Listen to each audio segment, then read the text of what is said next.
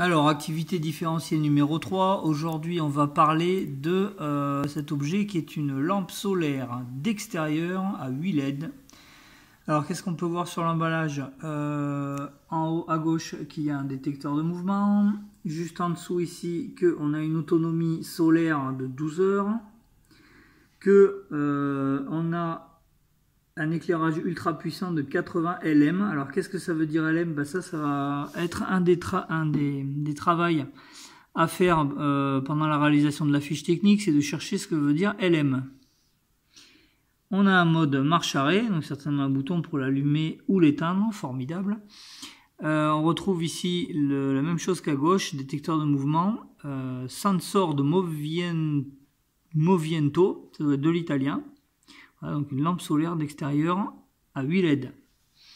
En dessous, installation facile et rapide. On peut la coller avec un adhésif ou le visser sur un mur et les vis sont incluses. Alors, on va ouvrir cet objet. Ici, on va vérifier que les vis sont bien fournies. L'adhésif est bien fourni. Et il y a une notice qui est fournie. Alors, au dos de l'emballage, qu'est-ce qu'il y a de marqué? Que l'objet est composé d'un panneau solaire sur la partie supérieure.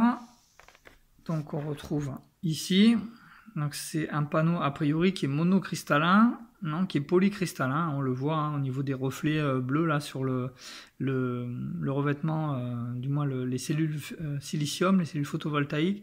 Ici notamment on voit qu'il y a des différences de teinte, ce qui veut dire que c'est un polycristallin. Donc c'est pas les panneaux les plus performants, mais sûrement suffisants pour recharger une petite batterie qui va alimenter ces 8 LED, qui sont des LED CMD, là, qui sont des LED extrêmement lumineuses, qui consomment vraiment très peu d'énergie. Alors au centre, sous ce dôme là, si on le regarde de près, on voit qu'il est un petit peu facettisé. Ça va permettre justement de mieux canaliser la lumière infrarouge, qui est la base de la technologie utilisée sur les détecteurs de mouvement, hein, qui émettent de la lumière infrarouge et qui en reçoivent également une émission. Voilà, donc un design assez classique là, en forme de prisme à section triangulaire, très léger. Alors derrière, on sait qu'il est inclus à l'intérieur une batterie de 3,7 volts, 1200 mAh, une batterie lithium-ion. Donc une batterie qui me semble être largement suffisante effectivement pour éclairer au moins une bonne partie de la soirée et du début de la nuit. Alors sur l'emballage, qu'est-ce qu'on a d'autre? Donc le fameux détecteur de mouvement, 8 LED, voilà, ça peut éclairer un garage, une terrasse, une allée ou un escalier. C'est formidable. Alors, quand on l'allume, qu'est-ce qui se passe?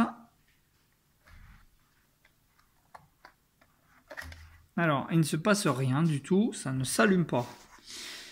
Alors, pourquoi ça ne s'allume pas? Eh bien, parce que en plus du détecteur de mouvement, il y a un interrupteur crépusculaire, c'est-à-dire un système qui fonctionne avec une LDR, Lightning Diode Resistant. C'est une petite cellule photosensible, une résistance photosensible, qui va détecter la lumière. Donc effectivement, si on allume le projecteur la journée et la nuit, la batterie elle n'arrivera jamais à se recharger. Donc en plus du mouvement, pour que ce projecteur s'allume, il va falloir qu'il n'y ait plus de lumière. Donc qui va détecter le crépuscule, c'est-à-dire la tombée de la nuit. À la tombée de la nuit, avec donc moins de lumière ambiante, le capteur de mouvement va s'activer.